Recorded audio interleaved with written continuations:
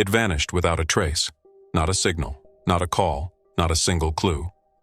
On March 8, 2014, Malaysian Flight MH370 took off like any other commercial flight, heading from Kuala Lumpur to Beijing with 239 souls on board.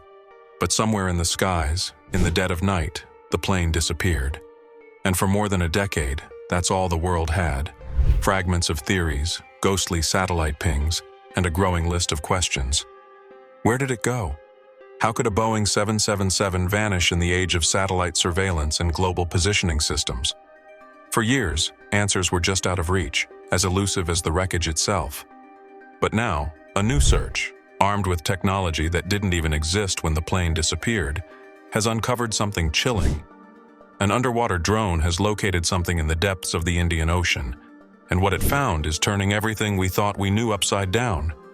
Stay with us, because what you're about to hear may be the most important update since the day the aircraft vanished.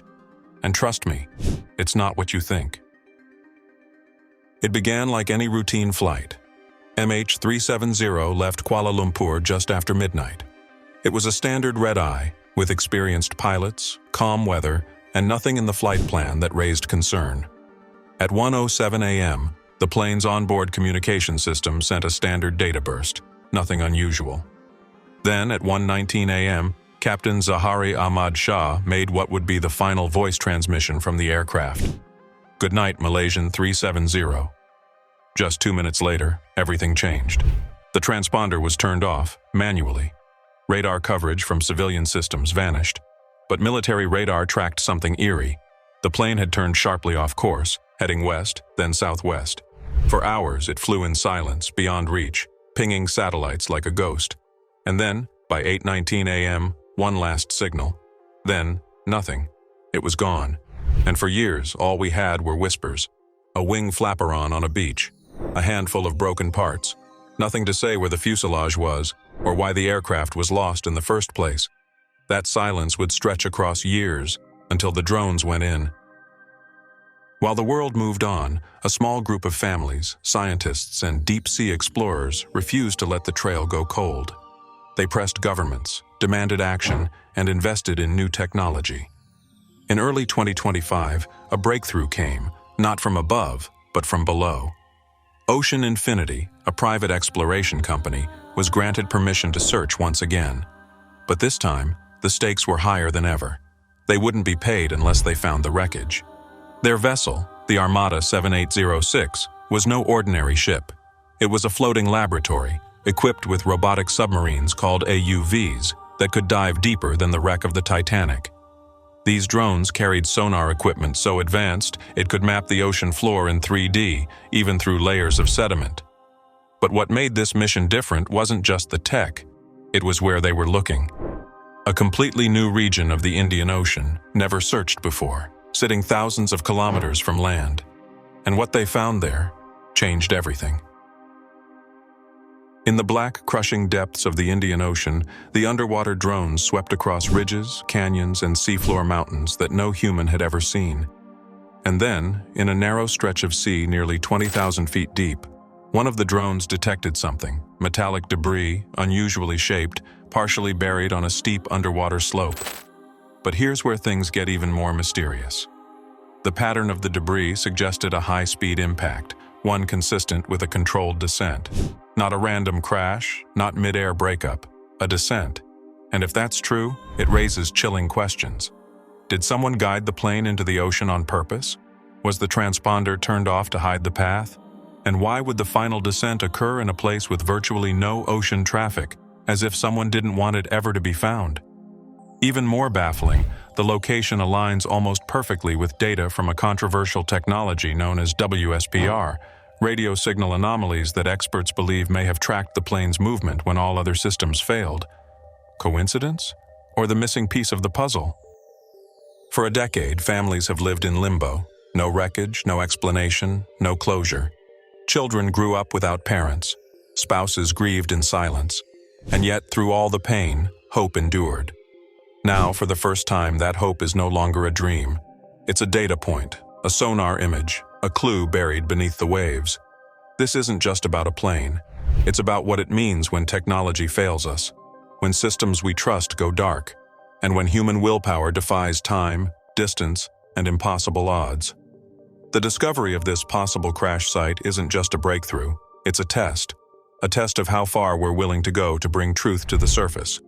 Because if this is really MH370, then everything changes. The narrative, the questions, the accountability. But there's more. The next phase will dive even deeper, both literally and figuratively. Because what lies beneath the Indian Ocean may not only rewrite what happened on March 8, 2014, it may reveal a secret someone never wanted found. While analysts were still processing the sonar images of the wreckage, something else emerged. Something that should have been impossible. One of the underwater drones, during a routine pass over the debris site, picked up a faint, low-frequency signal. At first, it was dismissed as ocean noise. There are thousands of natural underwater sounds, from tectonic shifts to whale calls. But this one was different. It pulsed. It had structure. It was repeating. When the data was run through a signal spectrograph, it revealed a pattern, one eerily similar to an emergency locator beacon. The problem? Every official ELT, emergency locator transmitter, onboard MH370 should have been dead years ago. Batteries don't last a decade, especially under extreme pressure, corrosion, and isolation. So the question is, how is this signal still active? Some speculate it may have been powered by a backup or shielded from the worst of the ocean. Others wonder if this isn't a beacon at all, but something else entirely. Either way, one fact is now indisputable. Something at the site is still transmitting, and it's doing so on a frequency that only a few people in the world are equipped to interpret. As the mission advanced, one of the drones was directed to capture ultra-high-resolution images of what appeared to be the mid-fuselage section of the aircraft. What it photographed raised more questions than answers. Lodged beneath a twisted section of the belly fuselage, encased in a strange fibrous mesh, was a metallic container, rectangular, compact, and sealed. It didn't match any cargo listed on the flight manifest. Engineers identified it as an avionics-grade container, something typically used for transporting sensitive components, perhaps military, perhaps experimental. But here's the disturbing part. Despite being under pressure and in complete darkness for years, the surface of the box was intact. Not just intact, clean, uncorroded. Analysts reviewing the footage began to speculate whether the container was engineered to withstand exactly this kind of scenario. That's when deeper questions started to form. What was MH370 really carrying? And who wanted it to disappear so badly that they would disable communications, reroute the aircraft, and ensure it went down in one of the least accessible regions of the planet? This wasn't just a mystery flight anymore. It was beginning to look like a mission designed to fail silently. In the aftermath of this new discovery, requests for satellite coverage and historical data were sent to several governments, including the US, China, and Australia. What came back was baffling. Several data logs, including satellite overpasses during the suspected descent window, had been partially redacted, not simply blurred out, blacked out. In some cases, entire flight path datasets were missing. Even more curious, emails between civilian analysts and international aviation bodies began receiving uniform responses. Information classified under international aviation security protocols. But aviation security experts pointed out that this phrase had never been used in public MH370 communications before. Something had shifted, and insiders believe the newly discovered coordinates may have overlapped with something sensitive, possibly a secret military operation, or a zone where unauthorized activity was being tracked. If this is true, then it suggests not only that authorities knew about the general location long before the recent drone mission, but that they actively worked to bury that knowledge. The debris may have been hidden in the deep sea, but the real cover-up was happening in plain sight. The final act in this chain of revelations came from something so easily overlooked, it nearly slipped past the team entirely. While analyzing packet data from the underwater drone's first sonar sweep, a researcher noticed a strange electromagnetic disturbance, almost like digital interference, spiking only in one area of the scan. When isolated and enhanced, it revealed something extraordinary, a fragment of a digital signal, possibly part of a communication stream. This wasn't from the drone. It was embedded in the debris field itself. When cross-referenced against known aviation systems, it appeared to match the structure of ACARS, the Aircraft Communications Addressing and Reporting System. But this fragment was cut off mid-transmission. It ended abruptly, in the middle of a data burst.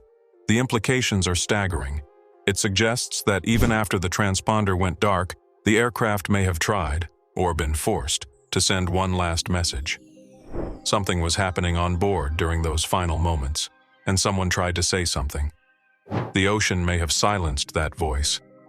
But now, after all this time, it's whispering back. For more than a decade, we were told it was a tragedy, a freak accident, an aviation anomaly, a 1 in a billion disappearance. But now, the evidence tells a different story. This wasn't just a plane that vanished. This was a plane that was made to vanish.